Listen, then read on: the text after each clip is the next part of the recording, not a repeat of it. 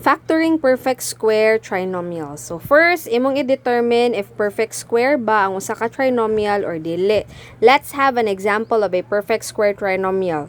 A perfect square trinomial, iyang first term, kay perfect square, iyang middle term, kay product, twice the product of the square root of the first and the last term, and the iyang last term is also a perfect square.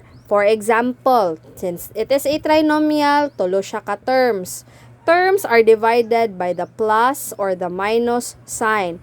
In this case, we will both use positive signs. So, mangita ta og tulo ka terms na makahimo tag perfect square trinomial. Okay, so the first term has to be a perfect square. Let's say, p squared. Kay si p squared, perfect square siya, kay na siya square root. Okay, the last term also has to be a perfect square. Let's say the last term is 4. Si 4, perfect square siya, kay nasad siya square root. Now, the middle term is the product of the square root of these two terms times 2. So, the square root of p squared is p.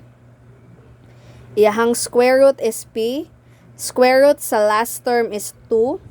So, if we multiply that one, you get 2p. Now, we will multiply this by 2 to get the middle term, which will give us 4p. So, this is now an example of a perfect square trinomial. Now, let's factor the perfect square trinomial. To factor perfect square trinomials, all we need to do is get the square root of the first term and square root of the last term. So,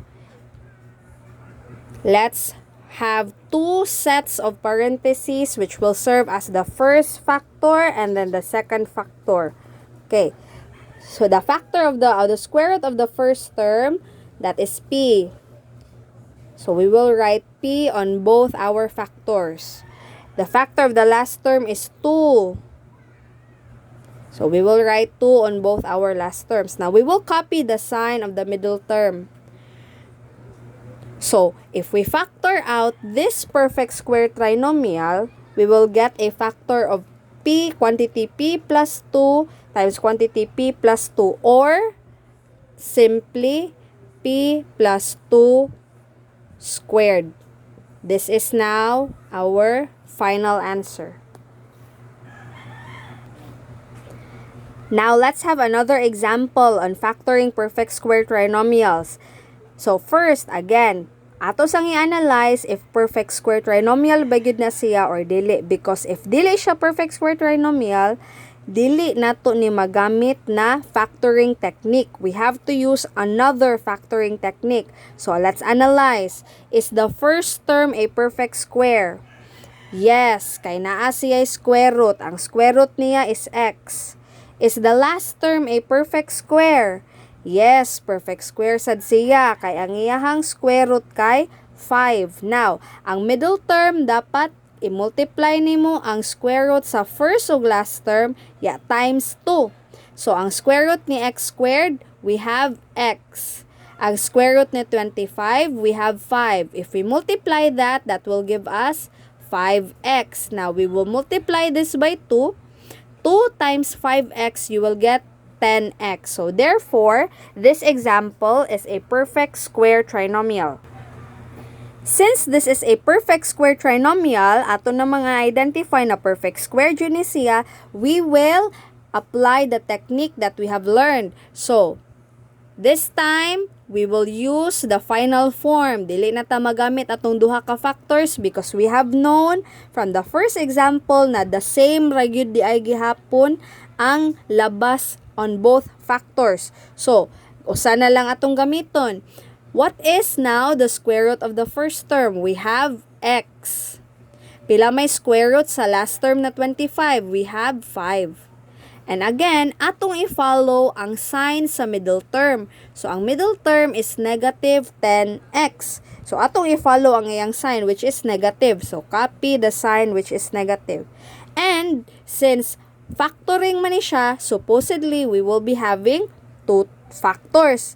But, we have already established, as what I've said, na the same raman ang factor ani niya. So, instead of having To write two factors, all we need to do is write the exponent 2.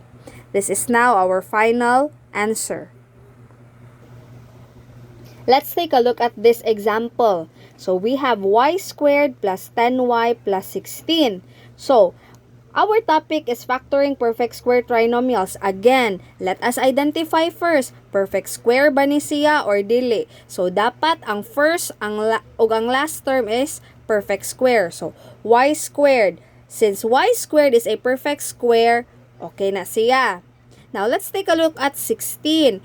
Is 16 a perfect square? So, the square root of 16, we have 4. So, okay na siya.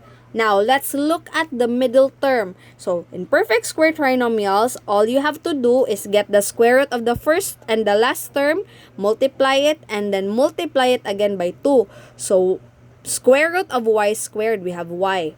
Square root of 16, we have 4. Okay, if we multiply y and 4, we get 4y. Now, let's multiply this by 2. So, 2 times 4y, we will get 8y. But if we look at our given example, instead of 8y, we have 10y. So, therefore, this is not a perfect square trinomial and we cannot use the technique that we have learned today. So, our technique only works on perfect square trinomials.